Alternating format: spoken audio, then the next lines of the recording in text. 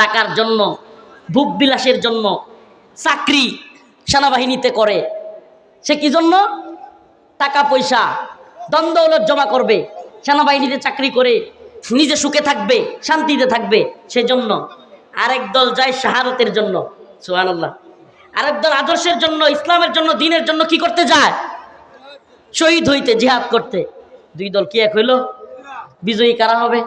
যেই দল আসতেছে টাকার জন্য, ভোগের জন্য, বউকে নিয়ে ভালো থাকবে, পরিবার নিয়ে সুখে থাকবে, এরা যুদ্ধ করতে আসছে আমেরিকা থেকে, এরা যুদ্ধ করতে আসছে ব্রিটেন, লন্ডন থেকে, ফ্রান্স, জার্মানি, ইতালি থেকে, এরা এসা আফগানে এসা ঠেলা মার খায়।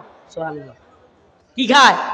দিন শেষে মায়ের খেয়ে পাগল হয়ে যায়। আল্লাহ পাক আমাদের সমস্ত জাহেলিয়ত থেকে দূর করুন, বলেন আমিন। আরো জোরে বলেন আমিন। নব্য জাহালত, আজকে কিছু আলোচনা করলাম ইসলামিক বিচার ব্যবস্থা এবং নব্য জাহালত। যে নব্য জাহালত গুলো আছে, আমি নিজে, আল্লাহ মাফ করুক, কিছু এটা নিজের ইয়া করার জন্য না, আমি কারাগারে যাওয়ার আগেও এলাকায় নিয়ে যারা খবর নেবেন, 2019-20 থেকে নিয়মিত দরবার করি গ্রাম্য সালিশগুলোতে, নিয়মিত জমি সংক্রান্ত হোক বা বিভিন্ন বিষয়, আলহামদুলিল্লাহ। তো আমি এই জাহালতগুলো দেখছি। আর নেতারা যে এলাকার মাতবররা কি পরিমাণ আমার বিরুদ্ধে যায় বিচার করতে গিয়া, কারণ কি? ওই যে খাইতে পারে না, এই অবস্থাটা। তো এই জন্য ইসলামিক বিচার ব্যবস্থার প্রয়োজনীয়তা অপরিসীম।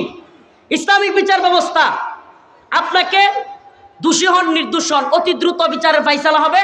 আপনি দোষী কিংবা নির্দোষ, আপনার বিচার হয়ে যাবে শেষ। বছরের পর বছর, আজকে তো বিচারকের সেরি পায়খানা করে দিছে, বিচারক আসতে পারবে না। আগামী কোর্টে বিচারক দুইটা হাসি মারছে। কি মারছে? এখন দুইটা কাশি আসছে, নাক দিয়া বেরিয়ে গেছে গা, এখন না উনি আসতে পারতেছে না।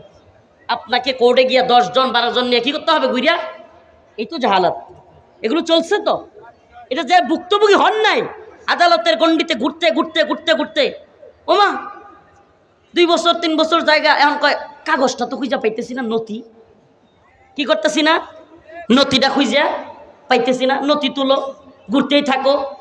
এত জাহালাত, এই জাহালাত গুলোকে ভেঙ্গে